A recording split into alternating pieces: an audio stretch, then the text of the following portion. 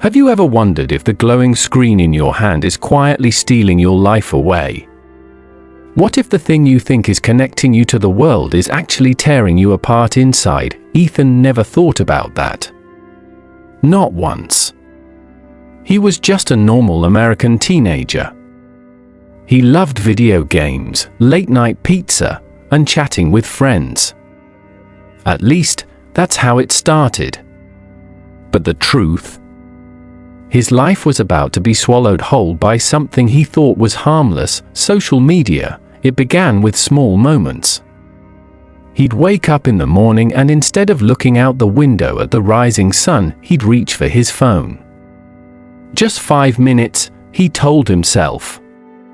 Just one quick check. But those 5 minutes grew into 30. Then an hour. By the time he dragged himself out of bed, his head was already full of other people's lives. He wasn't living his own. Ethan felt connected. That's what made it so dangerous. He saw friends posting pictures of fancy dinners. He saw people laughing on beaches, smiling under fireworks, showing off perfect smiles and perfect lives.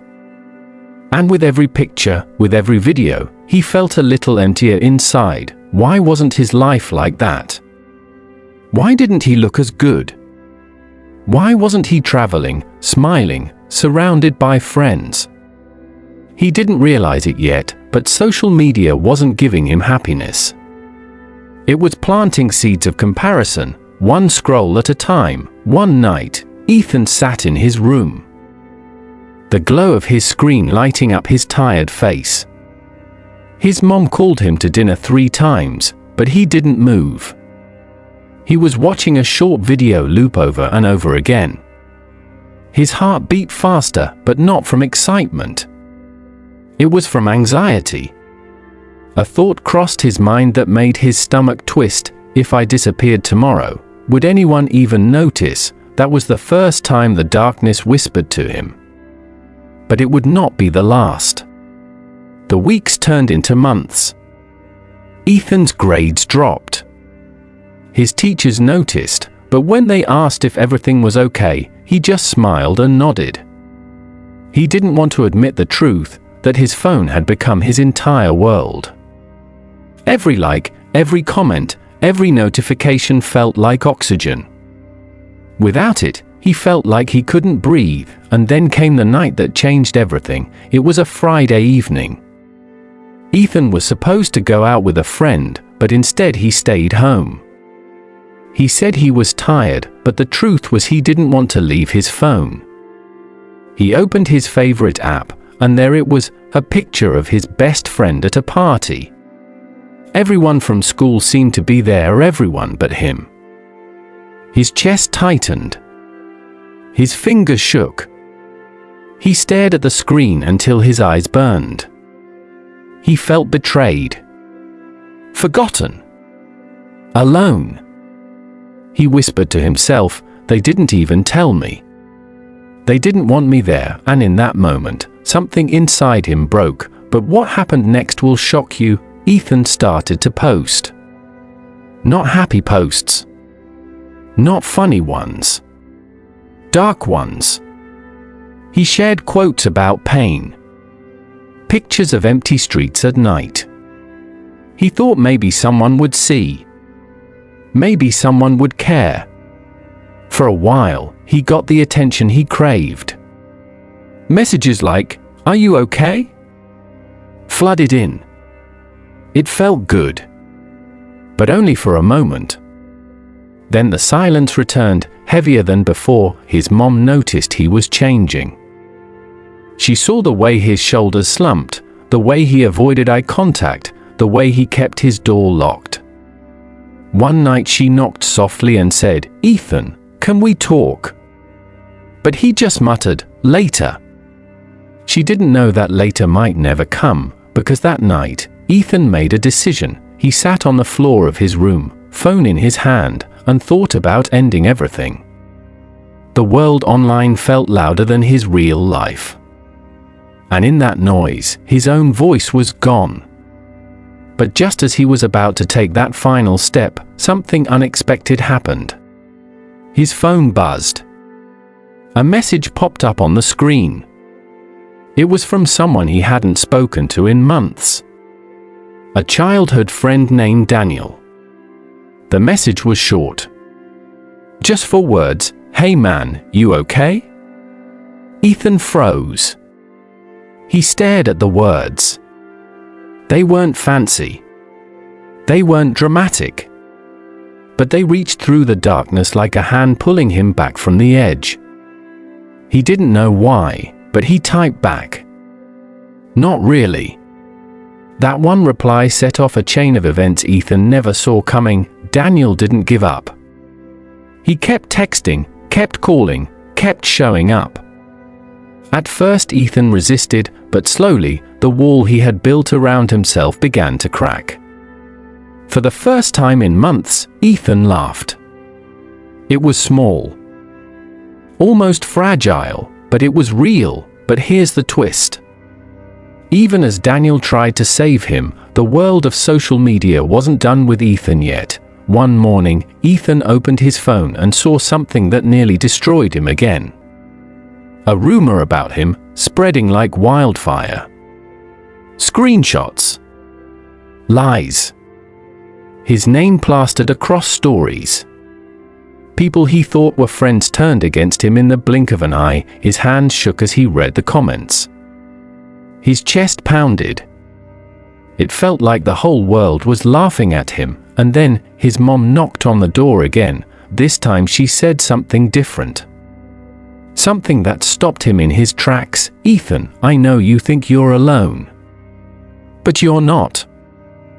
I'm right here." He looked at the door. For the first time, he wanted to open it. He wanted to step away from the screen, but would he, or would social media pull him back into the storm one last time? Because what happened next will shock you even more. Ethan sat frozen on the edge of his bed. His mom's voice still echoed in his ears. "I know you think you're alone. But you're not. I'm right here." For months, he had lived inside a glowing screen, drowning in images and voices that weren't real. But her words were different. They cut through the noise. They sounded steady. True. His hand hovered over his phone. He wanted to open the door. He wanted to believe her. But the pull of the screen was like a chain around his neck. He felt it tugging him back. One more notification. One more scroll. One more lie disguised as connection. Ethan whispered to himself, "What if I can't escape this?" The room felt smaller that night, like the walls were pressing in. He placed the phone on his desk and stared at it as though it were alive, watching him, waiting. A thought slipped into his mind that chilled him. Maybe I'm not the one controlling this thing. Maybe it's controlling me. The days blurred together after that. At school, whispers followed him down the hall. Some kids smirked when he walked past. Others looked at him with pity. He kept his eyes down, pretending not to hear. But every word clung to him like a shadow. Daniel stayed by his side, refusing to let go. They walked home together. They played basketball in the driveway like they used to when they were kids. For a while, Ethan felt lighter. But then he would hear the buzz of his phone. The laughter. The comments. The endless comparison. It was like an invisible knife twisting in his chest. One night, Daniel sat across from him at the diner where they used to eat pancakes after late-night video games. The plates between them were barely touched. Daniel leaned forward, his voice low. "Ethan," he said, "you gotta quit. Social media. All of it. It's killing you." Ethan laughed, but there was no humor in it. "You don't get it. I can't. If I leave, I'll be invisible. No one will even remember me." Daniel's eyes didn't blink. "You're already disappearing, man. Not from the internet. From real life. From us." The word stung. Ethan wanted to argue, but deep down he knew Daniel was right. He was fading. He was more alive on a screen than in his own skin, but then something happened that made his decision even harder. Late one evening, as Ethan scrolled, he saw a message in his inbox. It was from a girl he secretly liked. Her name was Emily. She wrote, "I've seen your posts. I know you're going through stuff. I'm here if you want to talk." Ethan's heart raced. For months, he had wanted her to notice him. And now she had. A spark of hope flickered inside him. But the cruel irony? She had only noticed him because of his pain. Still, he answered. They talked. For hours. Night after night. Her words comforted him, like cool water on a burning wound. But slowly, he realized something. When he spoke to her in person at school, she was different, distant, distracted. Online she was warm, attentive. Offline, it was like he didn't exist. That's when the truth struck him like a bolt of lightning. Even his closest connections now lived only on a screen. And then came the breaking point. It was a Saturday morning. Ethan woke up to find a video of himself spreading across the internet. Someone had secretly recorded him during gym class, missing a basketball shot and stumbling. The clip had captions mocking him. It had gone viral in his school overnight. His chest caved in as he watched. Laughter echoed in his head, louder and louder, until he couldn't breathe. His phone slipped out of his hand and crashed to the floor. He buried his face in his pillow and wished he could vanish. He didn't eat that day.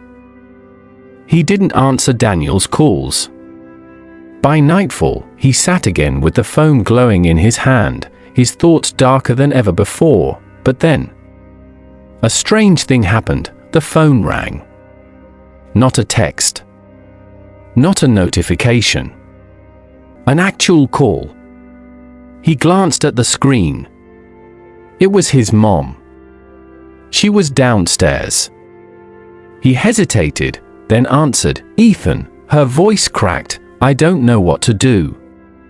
I see you slipping away and it scares me. Please, come sit with me. Just for 5 minutes. No phones. Just us." Something inside him shifted. He walked downstairs. He sat beside her on the couch. They didn't talk much at first. They just sat a day. She held his hand, and in that silence, he felt something social media could never give him: warmth. Real, human warmth. For the first time, he wondered, what if quitting wasn't losing everything? What if it was gaining back what mattered? The next morning, Ethan made a choice. A terrifying, painful choice. He deleted the apps. One by one. The icons vanished, leaving empty space on his screen. His hands shook. His heart pounded. It felt like tearing away a part of himself. But when it was done, a strange calm washed over him. Of course, the world didn't magically get better overnight. He felt withdrawal, like an addict. He reached for his phone without thinking. He felt phantom vibrations that weren't there. He worried about what he was missing. But slowly, day by day, he began to notice things he hadn't seen in years: the sound of birds in the morning, the laughter of his mom cooking breakfast, the way sunlight warmed his skin. He wasn't cured. But he was waking up, and then came the twist. Weeks later, Daniel asked him to go hiking. They climbed a trail that overlooked the whole town. At the top, Ethan's chest was heaving, sweat dripping down his back, but for the first time in months he was smiling. Not for a picture. Not for likes. Just for himself, he pulled out his phone. Not to post, but to take a single photo for his memory. And that's when he saw something shocking. His apps were back, not fully, but the icons had reappeared, faint, waiting. His fingers hovered. His chest tightened. Had he really deleted them? Or had they found a way back? Daniel noticed his face and frowned. Don't do it, man. Not now. Not after all this. Ethan stared at the screen. He realized something then. The apps weren't gone because they had never truly been the enemy. The real enemy was inside him, the craving, the need for validation, the belief that his worth depended on pixels. With trembling hands, he turned off his phone. He slipped it into his pocket and looked out at the endless horizon. For the first time, the world seemed bigger than the screen. He smiled at Daniel. I'm done chasing fake lives. It's time to live mine. And this time, he meant it. If this story surprised you, give this video a like and share your thoughts in the comments. Have you ever felt trapped by social media? I share stories like this every day. Subscribe so you don't miss the next one.